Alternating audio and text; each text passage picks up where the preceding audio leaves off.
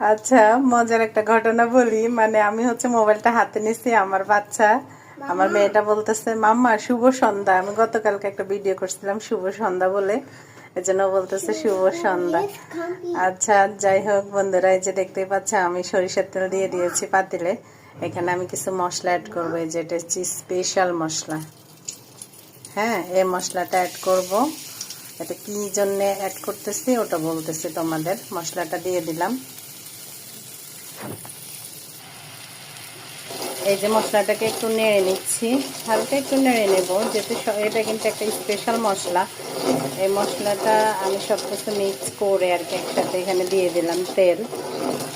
তো এখানে পেঁয়াজ দিলে ভালো হতো, মানে পেঁয়াজটা হচ্ছে তেলের মধ্যে ভেজে তারপরে হচ্ছে মশলাটা দিলে ভালো হতো।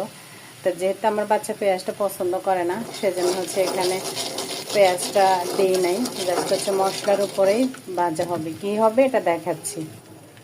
এই যে দেখো কি দিচ্ছি, দেখছো? এটা স্পেশালি এভাবে রান্না করলে কিন্তু নুডলস অনেক টেস্ট হয়। আমি সবসময় এভাবেই রান্না করি। এখানে ডিমও দেওয়া লাগে না, কোনো কিছুই লাগে না, জাস্ট মশলার ফ্লেভারটাই অসাধারণ।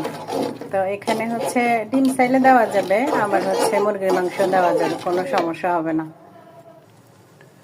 এই দেখো ফাইনাল লুক।